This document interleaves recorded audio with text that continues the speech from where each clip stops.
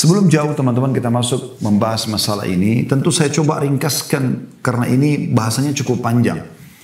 Ada bahasan kami tentang bedah buku ya, judul bukunya itu beginilah seharusnya mendidik anak dalam Islam sesuai Al-Quran dan Sunnah. Ini seingat saya kalau nggak salah ada 40 episode ya. Tahap demi tahap kita membahas tentang masalah pendidikan anak. Namun karena waktu kita hanya sejam, saya coba padatkan ya. Semoga Allah SWT berkahi. Saya ingin menyinggung dulu tentang makna sukses teman-teman. Banyak orang memahami sukses ini sesuatu yang sangat berat, sulit, ya, butuh upaya yang sangat besar. Padahal sebenarnya sukses itu selalu terjadi dalam keseharian kita. Anda harus merasakan kesuksesan itu di setiap lini kehidupan Anda. Walaupun itu adalah hal yang kecil. Contoh sederhana, Anda haus, kemudian Anda berhasil mendapatkan air sehingga haus Anda hilang. Bukankah Anda sudah sukses menghilangkan haus tersebut? Pada saat Anda lapar, kemudian Anda berhasil mendapatkan makanan dan menghilangkan rasa lapar. Bukankah Anda sukses di poin itu? Kalau Anda tarik ini kepada pasangan hidup juga, istri, suami, Anda berhasil menghilangkan laparnya, haus yang membantu dia untuk itu, Anda sudah sukses. Bukankah juga terjadi itu pada anak-anak? Pada saat Anda bisa menghilangkan laparnya, hausnya, maka pada saat itu Anda sudah sukses. Anda bisa beristirahat pada saat capek, Anda bisa berbicara pada saat Anda ingin menyampaikan sesuatu, Anda bisa menyanggah, bisa memberi masukan, bisa memulai, bisa menolak dan segala macam adalah kesuksesan. Oleh karena itu teman-teman, sukses ini adalah dia masuk ke setiap lini kehidupan kita dan substansial kehidupan, dan nanti dia akan kalau digabungkan akan menjadi akumulasi kesuksesan itu. Oleh karena itu teman-teman, kalau Anda berhasil menghilangkan satu sifat buruk diri Anda saja, atau pasangan, atau anak Anda sudah sukses di poin itu. Anda tinggal coba membuka pintu-pintu kesuksesan di lini-lini yang lainnya. Ya. Baik, kita melihat teman-teman kalau pendidikan anak, kudwa kita, suri teladan kita yang terbaik adalah utusan Allah Subhanahu Wa Taala, Rasulullah Sallallahu Alaihi Wasallam. Rasulullah SAW adalah sebaik-baik pendidik. Dan kita lihat bagaimana beliau mendidik anak. Kita coba lebih dalam membahas masalah ini. Kita akan coba bahas kriteria pendidik teladan. Ini terjadi buat orang tua juga, buat tentunya teman-teman yang menjadi tenaga pengajar di sekolah. Ya, saya berharap Anda sebagai orang tua harus menyadari anak-anak tidak diberikan oleh Allah SWT kepada Anda, ya, kecuali memang sebagai amanah. Ingat itu. Dan Anda tidak punya pilihan sama sekali. Anda sebagai laki-laki hanya punya sperma, itu pun Allah yang ciptakan. Anda yang ciptakan sperma juga itu. Dan Anda perempuan hanya punya sel telur dan perut di tempat untuk menampung bayi tersebut. Kemudian lahirlah bayi tersebut. Kita bahkan tidak bisa pilih laki-laki atau perempuan. Kita tidak bisa memilih bagaimana alisnya, matanya, hidungnya, bibirnya. Kita tidak bisa memilih semuanya. Tidak bisa ada yang kita pilih sama sekali. Maka ini teman-teman sekalian, sebuah pelajaran penting. Ternyata ini bukan milik kita.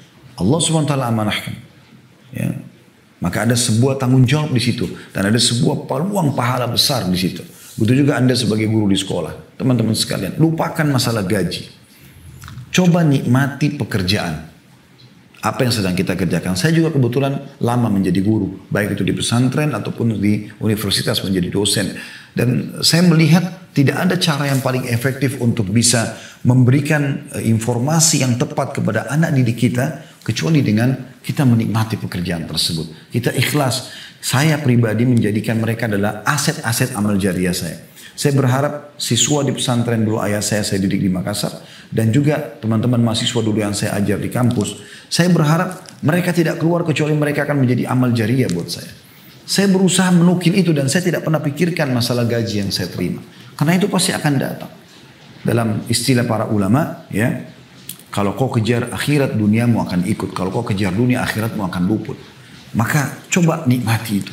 Sehingga Anda tidak pernah menghubungkan antara bagaimana mengubah karakter yang buruk dari seorang anak, bagaimana kita membentuk dia menjadi seorang tokoh atau orang yang baik, ya, dengan gaji yang Anda terima atau upah yang Anda terima.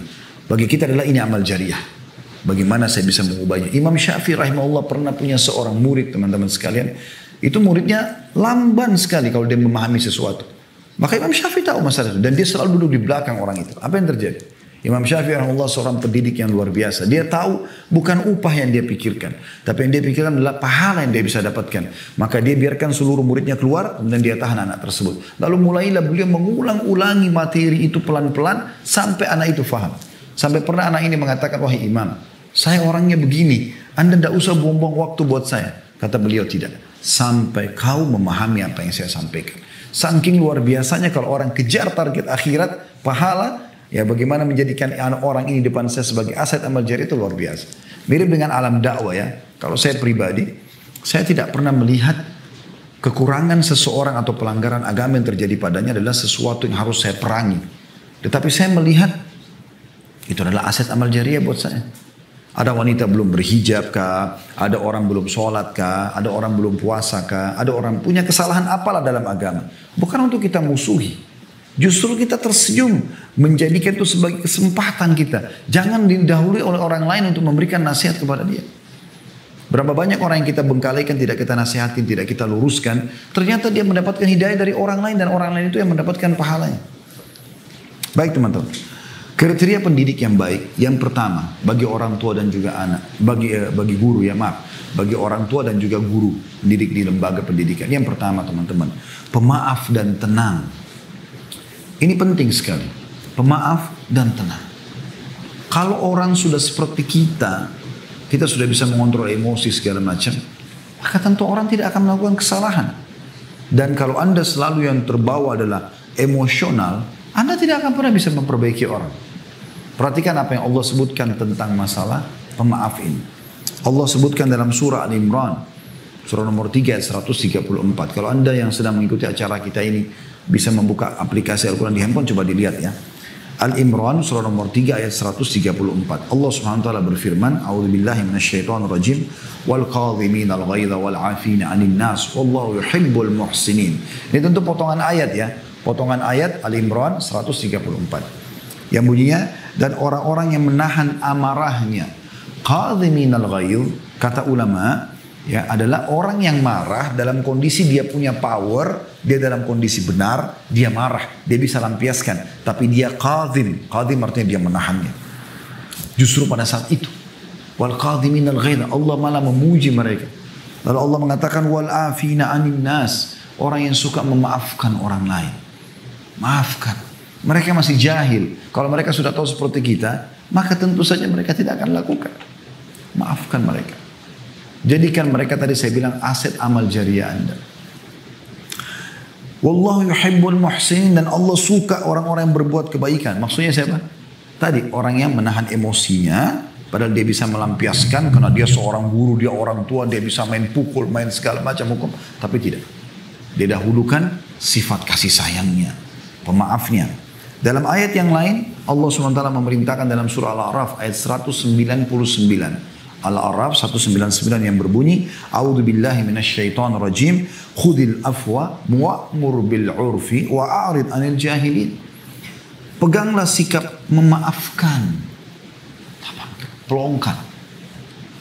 Tapi dia jahat Ustaz. Iya. Tapi kan dia bodoh Ustaz. Iya. Kita juga tahu. Semua juga orang tahu. Tapi agama Anda, Allah Tuhan Anda mengajarkan Anda apa? Allah mengatakan khudil afwa. Peganglah sikap memaaf itu. Begitu ada masalah, maaf. Ya. Dan suruh orang mengerjakan yang ma'ruf. Ajarkan mereka supaya mereka tidak salah lagi. Dan berpalinglah dari orang-orang jahil. Maksudnya jangan jadikan mereka sebagai teman, tapi luruskan kesalahan. Juga dalam surah Al-Hijr ayat 85, ya. Allah Subhanahu wa taala berfirman, A'udzubillahi minasyaitonir rajim, fasfahis safhal jamil. Maafkanlah mereka dengan pemaafan yang baik. Awet muda berhasil akan mendidik. Itu luar biasa. Mendidik. Baik teman-teman sekalian, tentu ini bahasanya panjang, saya langsung masuk ke sifat yang kedua. Yaitu tadi pemaaf, yang kedua adalah lemah lembut dan menjauhi sifat kasar. Bedakan antara tegas sama kasar, beda ya. Tegas itu lakukan ini, jangan lakukan ini, itu tegas. Boleh tegas. Rasulullah SAW tegas di beberapa hal. Kalau memang itu sudah sampai pada pelanggaran agama misalnya. Tapi bukan keras. Keras itu mata melotot, tangan melayang, kaki menendang, mulutnya kotor mengucapkan kata-kata yang luar biasa. Perhatikan bagaimana Aisyah menukil kisah atau riwayat bahwasanya baginda Nabi SAW bersabda, Inna allaha rafiqun yuhibbur rifqa. Allah itu lemah lembut, maha lemah lembut. Dan dia mencintai kelemah lembutan itu. Wa yu'ti 'ala rifqi ma la yu'ti 'ala al-'unf. Dan dia memberi karena sikap lemah lembut sesuatu yang tidak diberikan kepada sikap yang keras. Artinya efek hasilnya beda. Lemah lembut dengan keras. Wa ma la yu'ti 'ala ma siwah. Dan juga segala sesuatu yang tidak diberikan kepada selainnya. Maksudnya selain lemah lembut. Apapun metode selain lemah lembut, maka akan efeknya beda dengan lemah lembut. Ya. Dan ini diriwayatkan, sudah disebutkan tadi oleh Bukhari. Ya. Atau dinukil sebelumnya ya. Kemudian Aisyah berkata juga, Nabi SAW bersabda, Idza arada Allah bi ahli bait, idza arada Allah bi ahli baitin khairan adkhala alaihim rifqa. Ketahuilah, jika Allah menghendaki kebaikan pada satu keluarga, maka Allah akan memasukkan kepada mereka sikap lemah lembut. Hadis ini riwayat Ahmad, Bukhari, dan juga Al-Baihaqi. Jadi kalau di rumah anda ada lemah lembut, tutur kata yang santun, suami pada istri, istri pada suami, orang tua pada anak, anak pada orang tua, berarti Allah sedang menginginkan kebaikan buat rumah tangga anda. Ini luar biasa. Begitu juga dengan lembaga pendidikan tentunya. Ya. Kemudian dalam hadis yang lain kata Nabi SAW, Inna Allah rafiqun yuhibbur rifqa fil amri kullih. Allah itu maha lemah lembut dan dia mencintai kelemah lembutan dalam segala urusan. Ya, kalau anda tadi mengatakan, mungkin nggak kita pilih-pilih. Kata Nabi SAW, segala urusan. Kelemah lembutannya. Ini diriwayatkan juga sama oleh Imam Ahmad tentunya. Juga Ummul Mukminin radhiyallahu anha menukil bahwasanya Rasulullah SAW bersabda, ini maksudnya Aisyah Ummul Mukminin radhiyallahu anha, Alaikum birrifqi inna rifqa la yakunu fi syai'in illa zanah. Wala yunza'u min syai'in illa syanah. Bersikap lemah lembutlah, sungguhnya tidaklah kelembutan terdapat pada sesuatu kecuali akan membuatnya indah, dan tidaklah dicabut dari segala sesuatu kecuali akan merusaknya. Diriwayatkan oleh Muslim. Ya. Disebutkan dalam hadis yang lain di poin ini ya, sikap yang kedua itu lemah lembut, yaitu hadis yang diriwayatkan Muslim. Kata Jabir bin Abdullah radhiyallahu anhu, Rasulullah SAW bersabda, "May yuhramil rifqa yuhramil khaira kullah." Siapa yang telah terharamkan ya, memiliki sifat kelemah lembutan, dia memang tidak ada dalam dirinya, semuanya melotot, semuanya kasar, semuanya emosional, maka dia telah diharamkan atau terharamkan dari seluruh kebaikan. Sifat yang ketiga ya, yaitu penyayang. Penyayang ini artinya selalu ingin mendahulukan orang lain. Tadi kan lemah lembut ya. Penyayang. Dinukil dari Imam Bazzar meriwayatkan dari Ibnu Umar radhiyallahu anhu bahwasanya Rasulullah SAW bersabda, sungguhnya Allah tidak menyayangi orang yang tidak sayang kepada anaknya. Sesungguhnya Allah tidak menyayangi orang yang tidak sayang pada anaknya. Anak kandungnya, anak tirinya, anak didiknya. Demi zat yang jiwaku ada di tangannya, tidak akan masuk surga kecuali orang yang penyayang.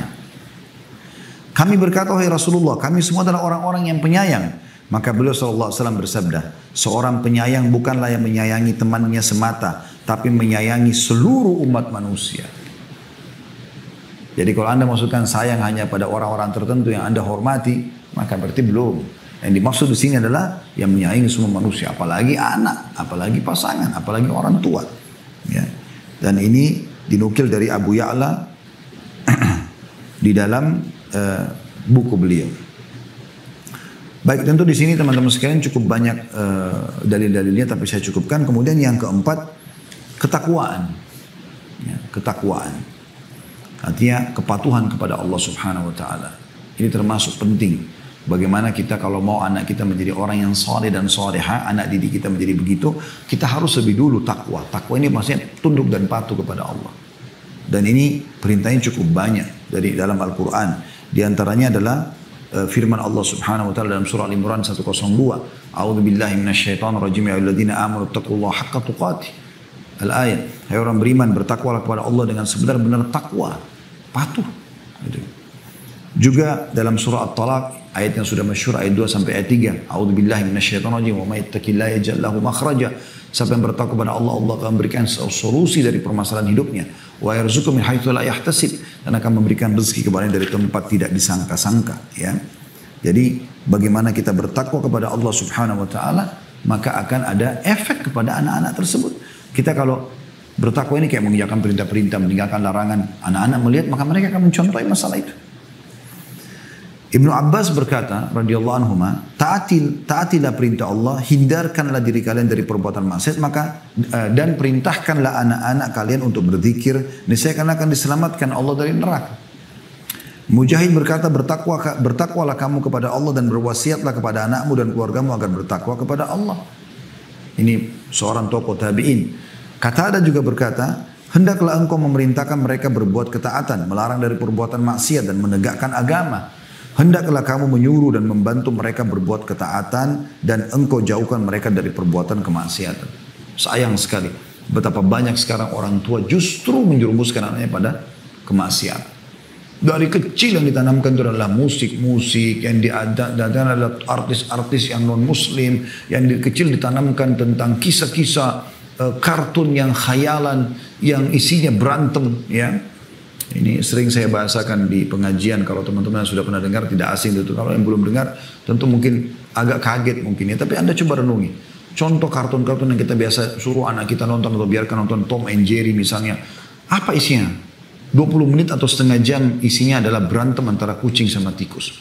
Apa yang terjadi kira-kira dalam kejiwaan anak kita pada saat mereka selesai nonton? Kalau Anda dudukkan dua adik kakak nonton kartun Tom and Jerry, setengah jam kemudian Anda tutup, Anda matikan, lihat apa yang terjadi. Mustahil mereka tidak berantem. Dan yang lebih bahaya lagi di situ, dinukil banyak sekali hal-hal yang berbahaya. Jatuh dari tangga, yang kena strom, yang ini seakan-akan tidak mati. Masih bisa lari-larian kejaran setelah itu. Kenapa Ustaz bisa tahu? Saya kok waktu kecil tahu, nonton kan. Dan saya, subhanallah, setelah belajar saya melihat, oh ini tidak boleh. Gitu kan. Khayalan. Berapa banyak kita selalu sibuk anak kita untuk menjadi tokoh-tokoh fiktif. Ya, ada Spiderman, ada Superman. Tidak ada orang-orangnya, tidak ada. Tapi itu dilahirkan di khayalan anak-anak kita. Waktu dirilis film Spiderman pertama di Amerika, banyak sekali kisah. Kan? Anak-anak diberikan orang tuanya baju, akhirnya ada yang jatuh dari apartemen. Tapi nggak dinukil di berita, karena takut nanti film ini nggak laku. Gitu. Anda coba telusuri. Karena memang dibuat khayalan, jaring keluar dari tangan, segala macam. Padahal tidak ada. Kan tapi bagus filmnya Ustaz. Memang bagus. Kalau nggak bagus nggak akan laku. Tapi Anda bicara masalah pendidikan. Berapa banyak orang tua tidak menyadari masalah itu. Tidak ada ketakwaannya. Tidak menanamkan hal yang haram. Dia duduk nonton film-film barat, film-film action yang banyak. Mungkin ada ciuman, ada perempuan tidak pakai hijab. Anak-anaknya duduk di sebelahnya sambil nonton. Anda jangan pikir anak-anak kalau sedang bermain tidak memperhatikan ya. Mereka sangat jeli. Bahkan lebih jeli daripada kita. Saya pernah berbicara dengan istri di rumah. Kemudian setelah itu subhanallah anak ini diam. Setelah itu dia bicara datang kepada seorang tamu di rumah. Lalu dia ceritakan. Kalau ada cerita begini loh. Padahal itu cerita. Dia pada saat itu diam. Ternyata dia sedang mencerna apa yang sedang kita sampaikan. Maka bertakwa kepada Allah SWT. Anda kalau lihat cuplikan ciuman di film. Bagi Anda dewasa itu sudah maksiat kepada Allah. Itu dosa, nggak boleh. Tapi sekarang kalau Anda lakukan. Mungkin Anda dewasa, Anda minimal Anda akan mengatakan, oh itu cara orang barat. Maksimalnya Anda terpengaruh untuk melakukan juga perbuatan kemaksiatan yang sama kan. Tontonannya kan menarik kan gitu. Tapi anak-anak Anda apa yang terjadi? Oh ternyata kalau saya sudah dewasa saya harus begitu. Saya harus punya pasangan, saya harus punya begini dan begitu. Saya pernah bertamu di rumah salah satu kerabat. Kemudian ada tamu datang, kami duduk begitu. Terus tiba-tiba tamu ini kebetulan juga bawa anak kecil perempuan. Yang punya rumah ini punya anak kecil laki-laki. Setelah lama kita ngobrol, tiba-tiba orang tuanya mengatakan, mana si fulan, dia cari anak laki-lakinya. Kemudian dia berdiri, dia masuk ke dalam kamar, ditemukan anaknya laki-laki sedang di atas ranjang dia menutup selimut dan anak tamu tadi yang perempuan itu ada di bawahnya yang sedang ditimpa oleh dia. Kira-kira dari mana anak ini menangkap? Oh, anak itu umurnya 3 tahun pada saat itu. Karena dia menyaksikan orang tuanya. Bertakwa kepada Allah Subhanahu Wa Taala. Harus hati-hati dengan masalah seperti ini teman-teman sekalian. Yang kelima, yang ciri yang baik adalah Berdoa yang baik buat anak-anak. Ini penting sekali teman-teman sekalian. Tadi sudah contoh salah satu yang Syekh Sudes tadi ya. Bagaimana ibunya pada saat marah pun justru mendoakan yang baik. Pergilah ke Masjid Haram, semoga kau jadi imam haram. Dikabulkan oleh Allah SWT. Teman-teman, coba sekarang hindarkan kalimat negatif. Kamu nakal, sok tahu, kamu ini bodoh, atau apalah. Mungkin tidak asing bagi para pendidik dan juga para. Ini tidak baik sama sekali. Apa hasilnya? Apa yang Anda harapkan dari kalimat itu? Yang ada, dia makin merasa, oh iya saya bodoh, oh iya ya saya begini, oh iya ya saya begitu. Kan begitu, tidak mendidik sama sekali. Apa ini? Kenapa nggak doakan kebaikan? Semoga Allah berikan kau hidayah. Semoga Allah berikan kau pemahaman. Semoga kau berubah. Semoga kau menjadi tokoh masyarakat. Semoga kau menjadi hafidh Quran. Semoga, kenapa nggak doa itu? Doa yang baik teman-teman sekalian. Karena doa ini mustajab, kita tidak tahu. Ya. Di dalam sebuah hadis, renungi baik-baik hadis ini teman-teman sekalian. Sabda Nabi SAW, La tad'u ala anfusikum, wa la tad'u ala auladikum, wa la tad'u ala amwalikum, la tuwafiqu minallahi sa'atan yus'alu fiha ata'an, fayastajibu lakum. Janganlah kalian mendoakan keburukan terhadap diri kalian. Misal Anda lihat di cermin, kok saya jelek ya? Padahal ini ciptaan Allah. Anda cantik, Anda gagah. Walaupun Anda melihat itu jelek, itu ciptaan Allah Subhanahu wa taala. Kita cuma menunggangi badan ini kok. Ya kan? Jangan doakan keburukan. Naik mobil sedikit saja ya, mogok mobil atau apa? Sial. Apalah sial, apalah sial. Selalu gitu. Membodoh-bodohi diri, mendoakan buruk. Ini kan jadi doa semua. Untuk apa kalimat buruk keluar? Stop. Kalimat buruk berhenti. Kalimat baik saja. Ya. Jangan kalian mendoakan keburukan buat diri kalian. Jangan kalian mendoakan keburukan terhadap anak kalian. Kau ini nakal sekali. Menyesal saya melahirkan kau. Apalah kalimat-kalimat buruk. Dan jangan kalian mendoakan keburukan terhadap harta kalian. Tadi mobilnya sial, rumahnya. Apa sih ini? Ini motor. Ini. Selalu dianggap remeh. Jangan sampai kalian bertepatan pada saat mengucapkan itu dengan saat dimana Allah bila diminta satu permintaan, dengan saat itu maka Allah mengabulkan. Maksudnya jangan sampai itu waktu mustajab. Ya. Dan ini dinukil oleh Bukhari dan Muslim. Dalam riwayat lain, jangan sampai malaikat melewat dan mengaminkan lalu terjadilah. Maka ini harus hati-hati teman-teman sekalian. Ya. Terutama para ibu-ibu ya.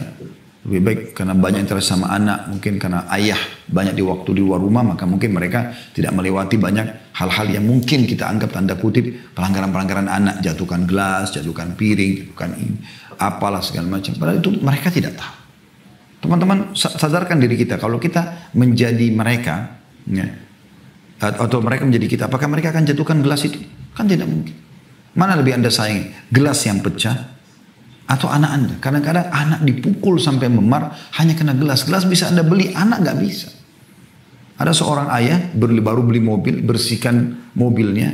Lalu kemudian anaknya datang pegang beberapa alatnya yang kebetulan atau tangannya belepotan gitu. Kemudian dipegang mobil yang baru habis dicuci.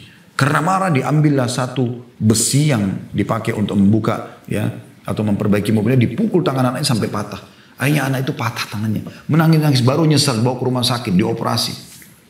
Kenapa Anda lebih sayang mobil Anda daripada anak Anda? Bagaimana bisa? Mobil bisa dibeli, masih bisa dibersihkan lagi. Gelas masih bisa dibeli, sendok masih bisa dibeli. Berikan pendidikan, agar mereka faham. Dan mereka akan juga mendidikkan itu kepada orang lain. Ya. Kalau ada orang-orang soleh yang anda temui, minta supaya didoakan. Ummu Sulaim, radhiyallahu anha, dalam sebuah kisah dinukil. Ini Ummu Sulaim, ibunya Anas ibn Malik. Anda kalau baca Anas ibn Malik ini, Anas ini termasuk salah satu dari sekian banyak sahabat yang banyak menukil hadis. Di antaranya beliau nukil kisah ini, beliau mengatakan bahwasanya Ummu Sulaim ibuku pernah berkata, wahai Rasulullah, Anas ini anakku menjadi pembantumu. Aku bawa supaya dia membantu kamu dan biarkan dia belajar, didik dia apa saja. Maka berdoalah kepada Allah untuk kebaikan, untuk dia doakan kebaikan. Jadi minta agar Ummu Sulaim minta agar Nabi SAW doakan Anas kebaikan. Maka Nabi SAW doakan, Allahumma akthir malahu wa waladah wa barik fima a'taitah. Ya Allah, berikanlah kepada Anas harta dan anak yang banyak, dan berkahilah apa-apa yang telah engkau berikan kepadanya. Dalam riwayat Bukhari, dari Anas bin Malik dikatakan Ummu Sulaim membawaku. Kata Anas bin Malik, ibuku Ummu Sulaim membawaku kepada Rasulullah SAW dan menutupi badanku dengan setengah tudungnya dan setengah selendangnya. Kemudian dia berkata, wahai Rasulullah, ini Anas anakku. Aku membawanya kepadamu untuk menjadi pembantumu. Biarkan dia tinggal sama anda. Biarkan dia didik dengan cara anda. Maka berdoalah kepada Allah untuknya kebaikan. Lalu Nabi SAW berdoa, Allahumma akthir malahu wa walada.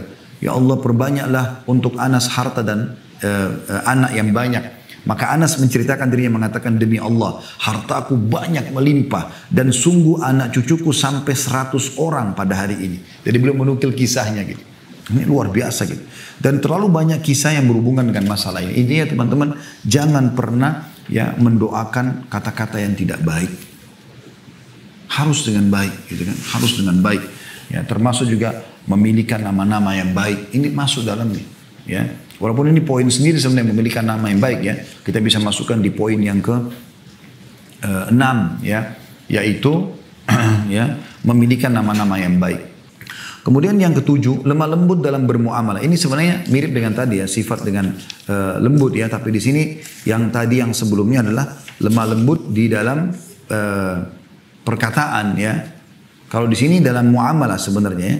Dalam muamalah ini disendirikan juga oleh para ulama, artinya lemah lembut dalam bermuamalah ini atau oke, kita langkai saja ini, kita anggap sudah masuk dalam lemah lembut tadi ya.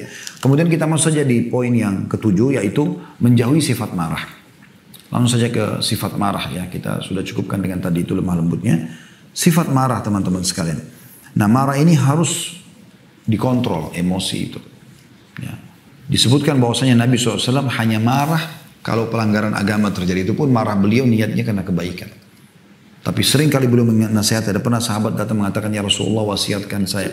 Sebenarnya saya hidup bahagia, tentram dunia akhirat. Kata Nabi SAW, la taghdab, jangan kau marah. Apalagi ya Rasulullah, la taghdab, jangan kau marah. Apalagi Rasulullah, la taghdab, jangan kau marah. 3 kali Nabi SAW mengatakan itu. Dan itu disebutkan dalam hadis Bukhari dan juga Ahmad. Juga dalam riwayat Abu Darda radhiyallahu anhu bahwasanya Nabi SAW bersabda, la taghdab walakal jannah, jangan kau marah, kau akan dapat surga dengan itu. Nah, ini hadis diriwayatkan oleh Tabarani. Saya teringat anak saya, Uwais, hafizahullah, semoga Allah jaga beliau. Sekarang umurnya sudah 7 tahunan, anak laki-laki. Waktu awal saya masukkan di sekolah gitu, ada hafalan hadisnya gitu. Nah, hadis ini disebut, diajarkan di sekolah. Ya. La taghdab walakal jannah. Jangan marah bagimu surga gitu. Jadi dia kalau dia main sama adiknya mulai marah, dia sampaikan, ada hadits loh, la taghdab walakal jannah. Dan dia pernah bilang juga sama ibunya gitu, pada saat ibunya sedikit mungkin marah dengan beberapa sikapnya, dia mengatakan la taghdab walakal jannah, jangan marah bagimu surga gitu. Nah, sekarang kami pun kadang-kadang bercanda sama dia kalau dia sedikit ada marah sama adiknya, wais la taghdab walakal jannah, jangan marah bagimu. Dia tersenyum. Dan ini satu hal yang luar biasa gitu kan. Jadi kita biasakan tidak terbawa dalam arus emosional itu. Baik teman-teman sekalian, kemudian selanjutnya yang ke-8 adalah bersikap adil. Ini juga penting. Dan tidak pilih kasih ya. Dinukil bahwasanya ada seseorang yang bernama Bashir radhiyallahu anhu, sahabat Nabi yang mulia. Dia punya beberapa orang anak, tapi ada satu anaknya namanya Nu'man. Nu'man ini sangat bakti dengan Bashir. Lebih daripada saudara-saudaranya. Maka dia datang kepada Nabi SAW. Si Bashir datang, si ayah datang mengatakan, ya Rasulullah, ini anak saya, Nu'man, saya mau kasih sesuatu dia. Maksudnya karena dia lebih bakti daripada saudaranya yang lain. Saya mau minta anda jadi saksi. Apa kata Nabi SAW? Apakah kau lakukan itu pada anakmu yang lain? Dia bilang tidak ya Rasulullah. Kata Nabi SAW, kalau gitu saya nggak mau jadi saksi. Lalu Nabi balik bertanya kepada Bashir, mau nggak kau anak-anakmu berbakti secara rata, sama semua? Dari yang pertama sampai yang paling bungsu semuanya sama. Laki-laki perempuan sama baktinya dengan kau. Atau kepadamu, kata Bashir, iya ya Rasulullah. Kata Nabi SAW, kalau gitu adillah dalam pemberian kepada mereka. Bermuamalah pun begitu. Hati-hati teman-teman. Cium pun usahakan adil. Saya kadang-kadang subhanallah kalau mau terapkan ini, kalau anak-anak pada datang di rumah, saya kalau cium yang satu, saya langsung tanya pada istri saya, mana si fulan anak kita yang lain. So saya datang saya ciumin juga. Takutnya nanti Allah hisab gitu loh. Saking hati-hatinya. Anas bin Malik berkata, ada seorang laki-laki berada di depan Nabi SAW, lalu putranya datang kepadanya. Lalu dia menciumnya dan mendudukkannya di atas pahanya. Anak laki-laki datang. Kemudian datang putrinya, anak perempuannya. Lalu dia dudukkan di hadapannya, dia tidak pangku. Maka kata Nabi SAW, kenapa engkau tidak menyamakan antara keduanya? Itu luar biasa ya. Berarti harus sama di sini. Nah, beda antara warisan dengan hibah. Pemberian itu teman-teman sekalian harus rata. Adil. Ya, rata semuanya. Sama teman-teman di lembaga pendidikan. Rata dalam, jangan pilih kasih. Jangan karena ini pintar, lalu Anda pilih kasih dengan tidak. Justru yang tadi saya bilang yang masih bodoh menurut Anda itu, Anda jadikan dia supaya pintar. Itu baru Anda sukses di poin itu. Nah itu penting sekali. Bagaimana kita bisa mengubah orang untuk menjadi lebih baik sehingga kita bisa panen amal jariah. Itu penting teman-teman sekalian. Kemudian yang tidak kalah penting juga teman-teman sekalian adalah kita tutup dengan ini karena waktu asar ya. Sumber pedoman pendidikan. Ya. Yang pertama Al-Quran teman-teman sekalian. Jangan pernah luputkan Al-Quran daripada anak-anak kita. Al-Quran, Al-Quran, Al-Quran selalu saya ingatkan. Ajarkan mereka membaca Al-Quran. Ya. Ibnu Abbas berkata radhiyallahu anhu, barang siapa membaca Al-Quran sebelum umur balik, udah lancar baca Quran, ya, udah mulai menghafal, maka dia termasuk orang-orang yang diberikan hikmah di masa kecil. Begitu juga Ali bin Abi Thalib berkata, Rasulullah SAW bersabda, barang siapa membaca Al-Quran dan menghafalnya, menghalalkan apa yang dihalalkan di dalamnya, dan mengharamkan apa yang diharamkan di dalamnya, maka Allah akan memasukkannya ke dalam surga, dan memberi syafaat kepada 10 dari anggota keluarganya yang telah divonis masuk neraka. Hadis ini riwayat Tirmidzi, Ahmad dan Ibnu Majah. Ini luar biasa. Apa membuat Anda ragu tentang Al-Quran? Renungi firman Allah Subhanahu wa taala ini dalam surah Al-Maidah ayat 15 sampai 16. A'udzu billahi minasyaitonir rajim. Laqad ja'akum minallahi nurun wa kitabun mubin. Yahdi bihi Allahu man ittaba' ridwanahu subulas salami wa yukhrijuhum minadh dhulumati ila nuri bi'idnihi wa yahdihim ila siratim mustaqim. Sungguh telah datang kepada kalian cahaya dari Allah dan kitab yang menjelaskan Al-Quran. Dengan kitab itulah Allah memberi petunjuk kepada orang yang mengikuti keridhaannya ke jalan keselamatan. Dan dengan kitab itu pula Allah mengeluarkan mereka dari berbagai kegelapan kepada cahaya dengan izinnya. Dan menunjukkan mereka kepada jalan yang lurus. Kita sayangkan sekali sekarang teman-teman sekalian. Selalu di pendidikan itu dibedakan antara mana yang mana yang pendidikan umum, mana pendidikan agama. Kalau pendidikan umum tidak akan dipelajari Al-Quran. Ini aneh sekali. Ini aneh sekali. Di Mauritania saya dengar berita teman-teman sekalian. Walaupun dia dokter, walaupun dia insinyur, walaupun dia jurusan-jurusan umum. Tapi mereka tuh hafal Quran 30 juz. Mereka kalau duduk di majelisnya, yang mereka bicarakan adalah sebab turunnya ayat ini, perkataan sahabat, ada hadits yang menguatkan ini. Mereka tidak bicara tentang ilmu umumnya. Itu hanya pelengkap bagi mereka. Tapi agama nomor satu.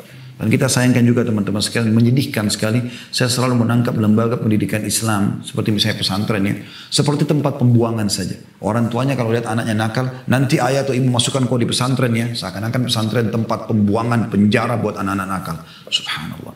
Harusnya Anda dahulukan sekolah-sekolah Islam, baru kemudian kalau tidak lolos, baru Anda masukkan ke sekolah umum. Lebih parah lagi ada orang memasukkan anak-anaknya ke lembaga-lembaga orang non-muslim, kafir. Katolik lah dan segala macam dengan alasan lebih bagus kurikulumnya. La haula wala quwata illa billah. Mana lebih baik daripada Al-Quran teman-teman sekalian. Saya pernah masuk pesantren, azan disuruh ke masjid, di kelas kita dengarkan Allah berfirman, kita diajarkan at-tajwid, kita diajarkan makna-makna tadabbur ayat Al-Quran, kita dikasih hafalan Quran, kita dikasih hafalan bacaan sholat dan segala itu yang menolong kita. Yang kedua, sunnah Rasulullah SAW. Ikuti sunnah-sunnah Nabi SAW. Ya. Ini harus dinukil untuk kita. Selalu ajarkan teman-teman, Rasulullah bersabda, selalu begitu. Dan biasakan selalu bilang sallallahu alaihi wasallam. Ini banyak sekali dalilnya teman-teman sekalian. Menit tinggal 5 menit lagi waktu asar, maka saya harus ringkaskan. Yang jelas teman-teman, Rasulullah SAW adalah sebaik-baik pendidik. Kata Nabi SAW, kullu ummati yadkhuluna jannata illa man aba. Semua umatku bisa masuk surga kecuali yang menolak. Qila wa man ya'ba ya Rasulullah. Siapa yang menolak untuk masuk surga ya Rasulullah? Qala man ata'ani dakhala jannah. Siapa yang mengikuti itu pasti masuk surga. Wa man asani faqad aba. Dan siapa yang bermaksiat kepadaku tidak mau ikut petunjukku, maka dia telah menolak. Dan hadits ini diriwayatkan oleh Bukhari. Gitu. Tentu banyak sekali yang harus diperhatikan dalam poin ini. Tapi yang jelas Anda ambil pesannya di sini. Yang ketiga teman-teman adalah jalan para salafus salih. Nukil kepada mereka kisah-kisah sahabat, kisah-kisah Nabi. Ya. Kisah-kisah Nabi dulu kemudian kisah para sahabat Nabi. Terlalu banyak pendidikan yang harus kita tanamkan dalam masalah ini. Ya. nukil kisah para sahabat saleh. Ya, ini penting sekali. Kemudian yang terakhir teman-teman sekalian adalah biasakan mereka, setelah yang keempat ya, menghadiri majelis ilmu dan ulama. Selalu begitu. Imam Ahmad terbentuk menjadi pribadi yang luar biasa, itu dikarenakan ibunya luar biasa, selalu menyuruh hadir di ulama sini, ulama itu, ulama ini, dan akhirnya menjadi ulama madzhab. Berapa banyak dipanen oleh ibunya, gitu kan.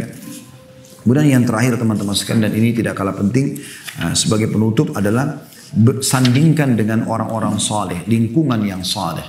Anda sebagai orang tua punya hak untuk bisa melatih mereka atau membentuk mereka untuk berteman dengan siapa.